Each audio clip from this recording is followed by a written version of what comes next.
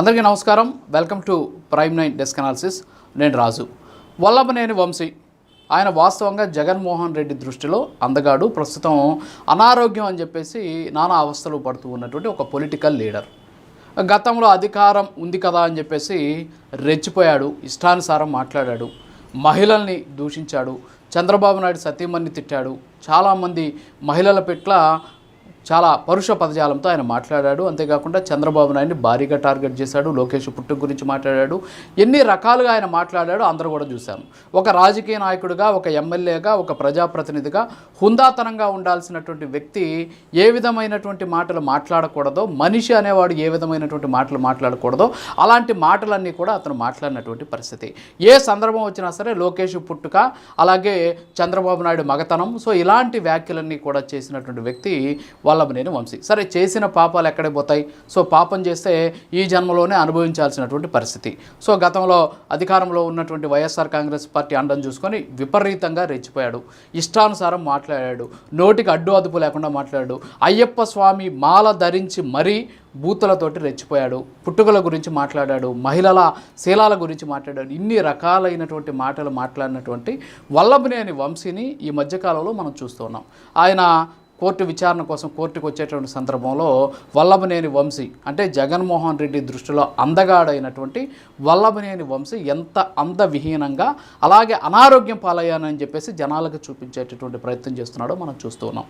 ఆయన వచ్చేటటువంటి సందర్భంలో నోటికి ఒక క్లాత్ లాంటిది అడ్డం పెట్టుకొని దగ్గుతూ రావడము, అంతేకాకుండా నడవలేని పరిస్థితుల్లో ఆయన కనిపించడం, ఇవన్నీ కూడా చూసినటువంటి వాళ్ళంతా నిజంగా ఇదేనేమో కర్మ సిద్ధాంతం, చేసినటువంటి కర్మను అనుభవిస్తున్నాడేమో వంశీ అని చెప్పేసి అందరూ కూడా దీని గురించి మాట్లాడుకుంటూ ఉన్నారు. ఎంతమంది ఏ విధమైనటువంటి ఆయన వ్యాఖ్యలు చేశారో, జుగుప్సాకరమైనటువంటి వ్యాఖ్యలతోటి ఈరోజు ఆయన అనుభవిస్తున్నాడు అనేసి అందరూ కూడా అనుకుంటూ ఉన్నటువంటి పరిస్థితి.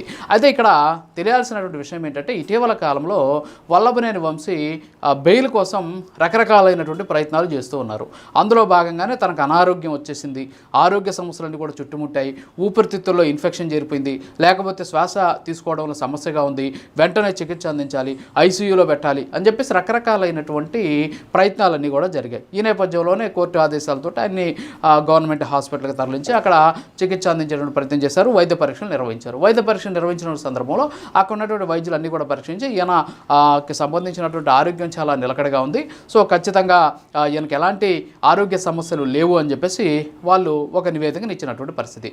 అయితే దాన్ని చూసినటువంటి వైఎస్ఆర్ కాంగ్రెస్ పార్టీ నాయకుడు పేర్ని నాని ఆ రోజు రెచ్చిపోయి అక్కడ ఉన్నటువంటి జీజీహెచ్కి సంబంధించినటువంటి సూపరింటెండెంట్ మీద నానా రకాలుగా ఆయన మాట్లాడి కనీసం ఆయన ఇన్పేషెంట్గా చేర్చుకోలేదని చెప్పేసి చాలా అక్కసు గక్కి రకరకాలైనటువంటి ఆరోపణలు, విమర్శలు చేసి అసలు వల్లభనేని వంశీ ఆరోగ్యం బాగలేకపోతే కావాలనే వీళ్ళేదో తప్పు నివేదిక ఇచ్చారని చెప్పేసి రకరకాలైనటువంటి విమర్శలు చేశారు. అంతేకాకుండా ఆయన కూడా నోటికి ఇష్టం వచ్చినట్టు హాస్పిటల్ నుంచి బయటకు వచ్చి మాట్లాడాడు. అయితే ఆ తర్వాత హైకోర్టుకి వల్లభనేని వంశీ తరపు న్యాయవాదులు ఇంకొక పిటిషన్ వేసి ఆయనకి ఆరోగ్యం బాగలేదు, జీజీహెచ్ ఇచ్చినటువంటి నివేదిక ప్రభుత్వం కాబట్టి, సో ప్రభుత్వం మీద కక్షపూరితంగా కేసు పెట్టింది కాబట్టి, సో అలా కాకుండా ఈయనకి వేరే చోట వైద్య పరీక్ష నిర్వహించి చికిత్స అందించండి అంటే అప్పుడు దానికి హైకోర్టు అంగీకరించి ఆయనకి ఏం చేశారంటే ఆయుష్కి సంబంధించి హాస్పిటల్లో చికిత్స అందించాలని ఆదేశాలు జారీ చేశారు. సో అక్కడికి తీసుకెళ్ళిన తర్వాత అక్కడ ఉన్నటువంటి వైద్యులన్నీ కూడా పరీక్షలు చేసిన తర్వాత సో ఆయనకి ఏంటి సమస్య అంటే స్లీపింగ్నెస్ అంటే నిద్ర లేమి అనేటటువంటి ఒక దాంతో ఆయన బాధపడుతూ ఉన్నాడు. అంతేకాకుండా కొంచెం అనారోగ్య సమస్యలు చిన్న చిన్నవి ఉన్నాయని చెప్పేసి గుర్తించారు. ఆయన ఐసీయూలో కూడా చేర్చుకోలేరు. 2 రోజులు 3 రోజులు అక్కడ పెట్టుకొని వైద్య పరీక్షలన్నీ ఇచ్చేసి వైద్య చికిత్స అందించిన తర్వాత ఏం ప్రాబ్లం లేదు అని చెప్పేసి ఆయన పంపించేశారు. ఇవాళ నాకు తెలిసి హైకోర్టుకి సీల్డ్ కవర్లో ఒక నివేదిక ఇవ్వబోతున్నారు. నిజంగా వల్లభనేని వంశీకి అలాంటి పరిస్థితి ఉంటే, ఊపిరితిత్తుల్లో నీళ్లు చెల్లిపోయినాయి, నీరు నిండుగా వచ్చేసింది, లేకపోతే ఇన్ఫెక్షన్ జరిపోయిందని చెప్పేసి రకరకాలైనటువంటి బయట ప్రచారం జరుగుతూ ఉన్నటువంటి పరిస్థితి. సో డాక్టర్లు సరైనటువంటి నివేదిక ఇస్తారు, సో వాళ్ళు ఇచ్చేటువంటి నివేదికలో ఏమీ లేదు అని చెప్పేసి కూడా తేలినటువంటి పరిస్థితి. ఇంకొక అడుగు ముందుకేసి గతంలో పేర్ని నాని వల్లభనేని వంశీ చనిపోతే దానికి ప్రభుత్వమే బాధ్యత వహించాలి అంతే అలాంటి వ్యాఖ్యలు కూడా చేసినప్పుడు, అంటే వల్లభనేని వంశీకి ఏదో కావాలి అని చెప్పేసి వైఎస్ఆర్ కాంగ్రెస్ పార్టీ నాయకులు కోరుకుంటున్నారా అనేటటువంటి దాని మీద కూడా భారీగా ప్రచారం అయితే జరిగినటువంటి సిచ్యువేషన్ ఉంది. సో ఓవరాల్గా చూసుకుంటే వల్లభనేని వంశీ చేసినటువంటి తప్పుకి ఈరోజు శిక్ష అనుభవిస్తున్నాడు. అయితే అనారోగ్యం ఉందా లేదా అనేది ఇవాళ తేలేటటువంటి అవకాశంలో ఆయుష్కి సంబంధించి వాళ్ళు సీల్డ్ కవర్లో నివేదిక సమర్పించబోతున్నారు. నిజంగా అంత అనారోగ్య సమస్యలు ఉంటే ఆయన ఐసీయూలో పెట్టి ఆయనకి చికిత్స అందించాలి, ఆయన్ని మళ్ళీ జైలుకి అంటే డిశ్చార్జ్ చేసేటటువంటి పరిస్థితి ఉండదు. కానీ డిశ్చార్జ్ చేశారంటే ఆయనకి పెద్దగా అనారోగ్య సమస్యలు ఏమీ లేవు అనేది అక్కడ మనకు స్పష్టంగా కనిపిస్తూ ఉన్నటువంటి పరిస్థితి. సో ఇక్కడ ఏంటి అంటే చేసినటువంటి తప్పులకు శిక్ష అనుభవించాలి. కర్మ సిద్ధాంతం అనేది ఎవరిని కూడా వదిలిపెట్టదు.